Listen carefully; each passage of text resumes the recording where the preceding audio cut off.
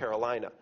This has not just been about looting Iraq or taking Iraq's oil. It's also about looting the U.S. Treasury. It's about undermining U.S. democratic processes.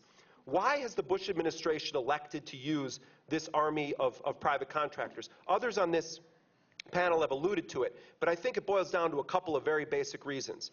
This administration does not want to implement a draft because it would make the Iraq war politically untenable very, very fast. They don't want to deal with the messy process of parliamentary democracies in countries around the world whose citizens are opposed to the Iraq invasion in order to coerce or co-opt them into participation in the occupation, or in that case, the invasion of Iraq. And so what they've done is they have rented an army. They've built a coalition, not of the willing, but of the billing, to go in and occupy Iraq. This is a subversion of the not only will of the American people now, who are pretty clearly against this war, the will of the Iraqi people, over 70% of whom want an immediate end to the occupation, but it's a subversion of the sovereignty of the nations, of those 100 countries around the world who have personnel deployed working for this rented army in Iraq. I understand I have to wrap up here. I got to about a fraction of what I wanted to say, but I want to wrap up by talking about something that I think is of crucial importance right now, and that is looking at the election campaign in the context of what's happening right now in Iraq. The role of people who want an end to the war in Iraq, an end to the occupation of Iraq, is not to drink the Kool-Aid of Hillary Clinton or Barack Obama.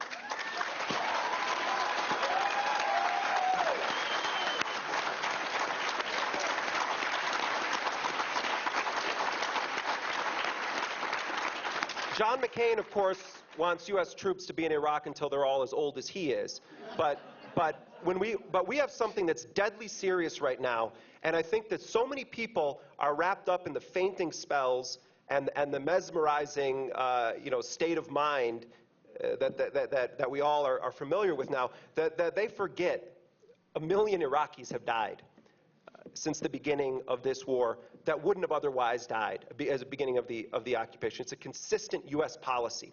And the reality is, and I've been investigating this recently, neither Barack Obama nor Hillary Clinton have any intention of ending the occupation of Iraq. They both have plans to keep anywhere between 40 and 80,000 troops in Iraq. That's not to count the contractors who operate now at a more than 1-to-1 ratio. And they say they're going to keep the green zone in place, the Baghdad airport, the U.S. Embassy, which is the largest in world history. Anyone who is in the military, and I think we have a lot in this room right now, knows that those things don't exist in a vacuum. You have to run supply lines. You have to have cargo planes coming in. You have to have your forces protected. You have to have your forces supplied. So we're talking about potentially 120 to 150,000 U.S. paid personnel remaining in Iraq under a plan that Barack Obama and Hillary Clinton say is a plan to end the war or end the occupation. And I'm not here to say to you, don't vote for these people or you should go vote for someone else. What I'm here to say on this issue is that the individuals in this room who served in Iraq and Afghanistan have a unique credibility that I don't have in talking about this. And perhaps the most important thing we could do right now, and I think it's a good thing that Hillary Clinton is still in the race, because then it's not just a giveaway. We have a moment where pressure can be applied. And I think it's so important to push them now, not in November, not wishful thinking that something good's going to happen down the line, but to get them to back off of their continuation occupation plans, back away from it, and support immediate, unconditional withdrawal.